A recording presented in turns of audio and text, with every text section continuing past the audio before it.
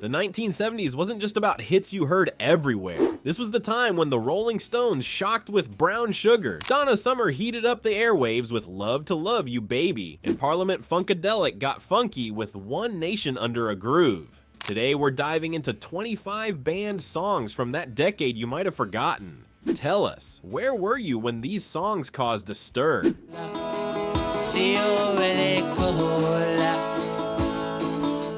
Released in 1970 by the Kinks, Lola was a fun rock song that everyone could sing along to. The lyrics told a story about a boy meeting someone who looked like a girl but wasn't quite.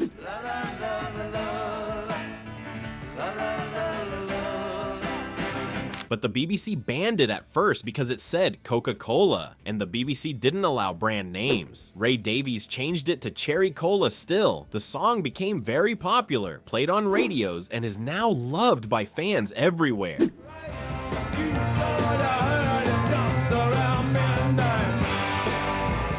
In 1971, the Rolling Stones made Brown Sugar, a fast, catchy rock song. Mick Jagger sang about slavery, interracial love, and drug use. Many US radio stations felt the lyrics were upsetting and stopped playing it.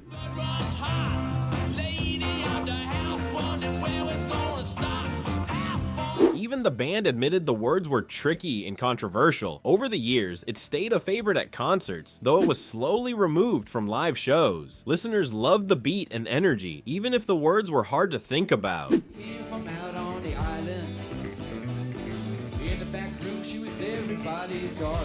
In 1972, Lou Reed sang Walk on the Wild Side, a soft, jazzy song with a cool bass line. The lyrics told stories about real people from Andy Warhol's world, including transgender friends and city life.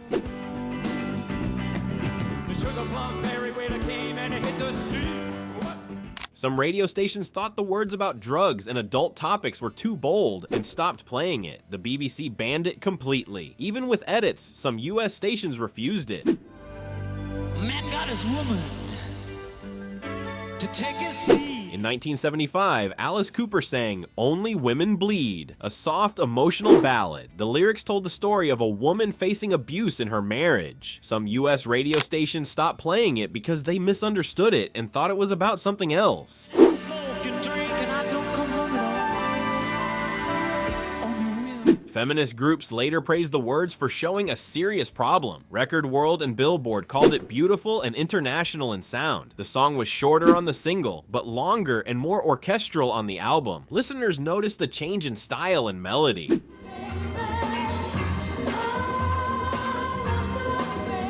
In 1975, Donna Summer sang Love to Love You Baby, a long, catchy disco song. The track had simulated moans that made the BBC ban it from late-night airplay. Casablanca Records made a shorter version for radio. Fans loved the rhythm, wah-wah guitars, and funky beats.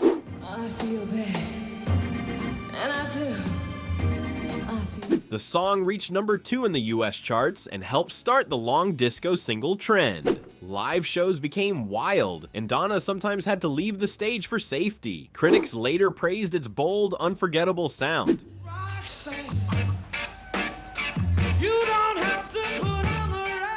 In 1978, the Police sang Roxanne, a catchy rock song with reggae beats. The lyrics told a story about a man in love with a woman who worked as a prostitute. The BBC stopped playing it for 3 months because they thought it was too bold.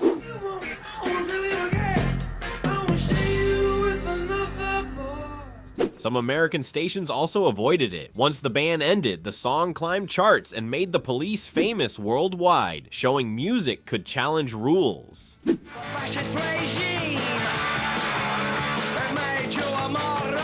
Back in 1977, the Sex Pistols sang God Save the Queen, a loud punk rock song full of energy. The lyrics said harsh things about Queen Elizabeth II and the British monarchy. The BBC banned it, and many stores refused to sell it. Fans bought it by mail order, making it reach #2 on the UK charts. The song became famous for stirring trouble. It was played on some radio stations that ignored the ban. Punk fans loved its rebellious spirit.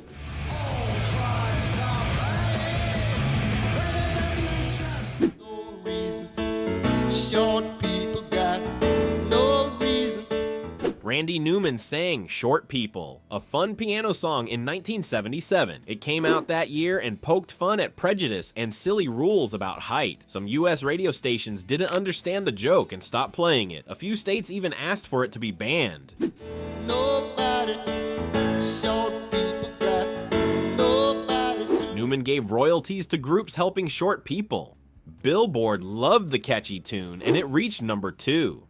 Listeners sometimes missed the satire, thinking it was serious, making it one of Newman's most talked about songs.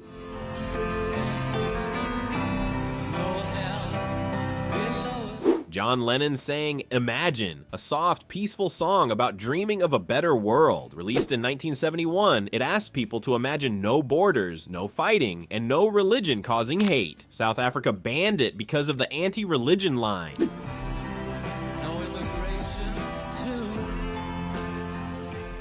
Fans shared bootleg cassettes, and the song spread anyway. Critics called it beautiful and meaningful. Rolling Stone and Record World praised the melody and piano. Even people voted it one of the greatest songs of all time.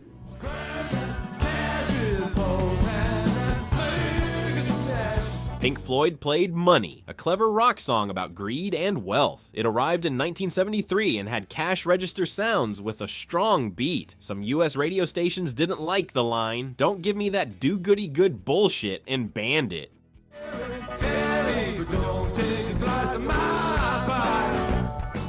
DJ sometimes edited the word or skipped the line, but it changed the song. The track became a key part of The Dark Side of the Moon and was played on rock radio despite censorship.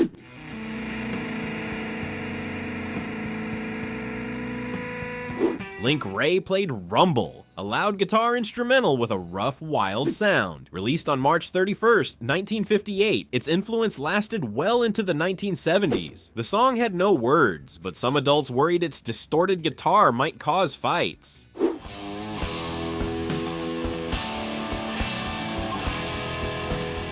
Certain US radio stations refused to play it because Rumble meant a gang fight. Fans loved its energy, and it reached number 16 on the pop charts. Said I'd like to know where you got the notion.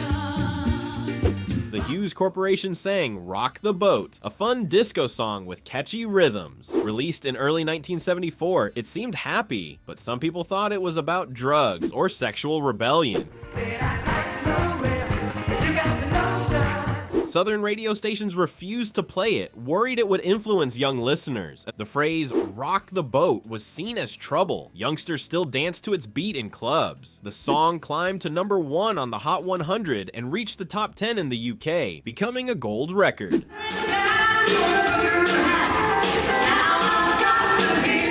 Loretta Lynn sang The Pill, a bold country song about women's choices. Back in 1975, it talked about birth control as a way to take control of life. Many country radio stations refused to play it because they thought the topic was too scandalous. The pill may change your world tomorrow, but meanwhile today.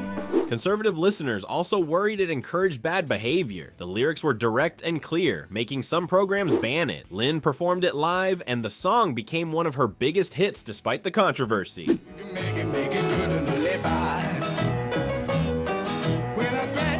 Mungo Jerry played In the Summertime, a happy, carefree rock song about warm days. Came out in 1970, it had cheerful guitars and a fun beat. The lyrics suggest, if a woman's daddy's rich, take her out for a meal. If her daddy's poor, just do what you feel, which made some radio stations uncomfortable.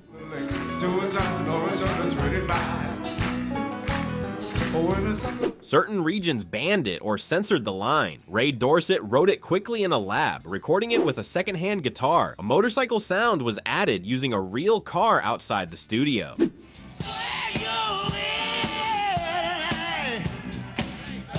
Funkadelic made One Nation Under a Groove, a funky danceable song about moving and feeling free. Came out in September 1978. It opened with lines about being so wide,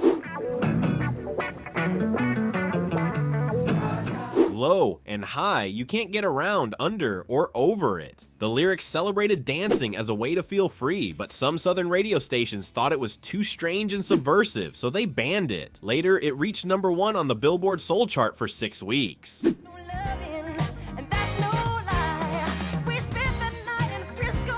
The Jacksons made Don't Blame It on the Boogie, a fun, fast song about dancing and enjoying music. Recorded in 1978, the track had some legal and release confusion with another artist, Mick Jackson, which made a few radio stations avoid playing either version. Don't blame it on the moonlight, don't on the good times. Michael Jackson's smooth vocals and the band's lively rhythm carried the tune. Record World praised its energetic, youthful delivery, capturing the groove of the track.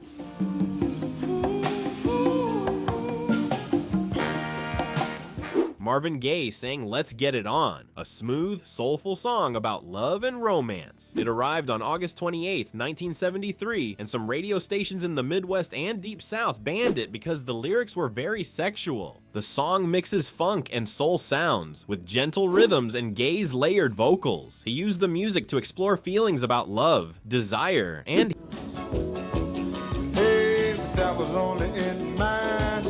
He was. Gil Scott-Heron performed Angel Dust, a spoken word song warning about dangerous drugs. It arrived in 1978, telling a story about a young man hurt by PCP. The lyrics described the drug's effects and risks, which made some urban radio stations ban it despite its anti-drug message.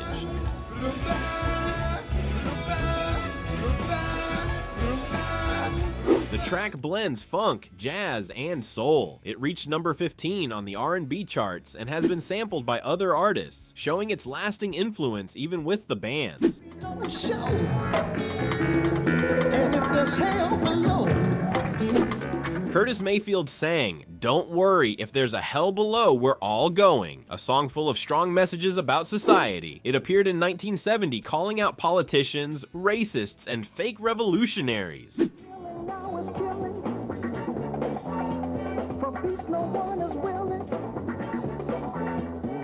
The lyrics were considered too risky, so some radio stations in the US refused to play it, even though the track mixes fuzz bass, Latin drums, wah-wah guitar, and strings. It reached number 29 on the Billboard Hot 100 and number 3 on the Soul Singles chart.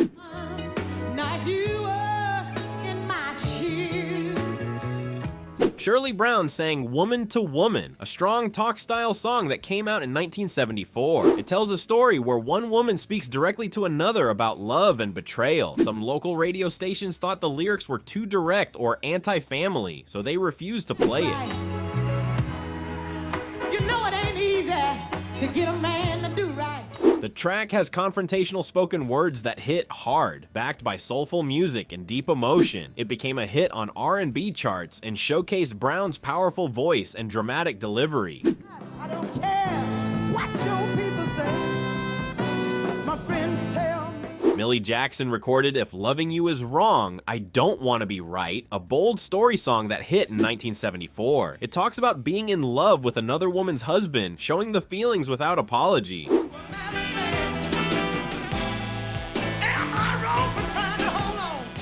Some southern radio stations thought it was too honest and controversial, so they refused to play it. The song reached number 1 on the Billboard R&B chart and number 31 on the Billboard Hot 100, earning 2 Grammy nominations for Jackson.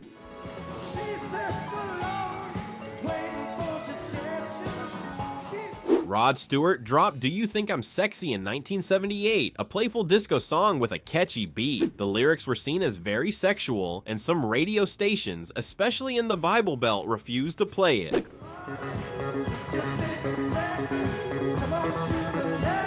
Critics called it a change from Stewart's usual rock style. The song climbed to number 1 on the Billboard Hot 100 and reached number 5 on the UK singles chart, showing huge commercial success despite the bans.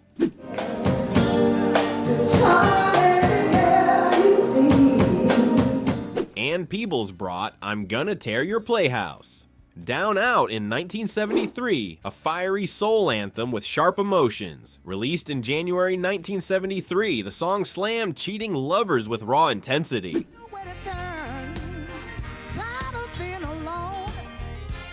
Southern radio programmers found it too strong, especially for a black woman expressing such power, and limited its play. The track climbed to number 31 on the US R&B chart and reached 111 on the Billboard Bubbling Under Hot 100, marking a bold statement in soul music. Storybook on the shelf. It's always repeating itself. ABBA brought Waterloo to the world in 1974, a bright pop song with a catchy beat. Released in March 1974, it compared a breakup to Napoleon's defeat, which some European radio stations found disrespectful and limited or blocked from airplay.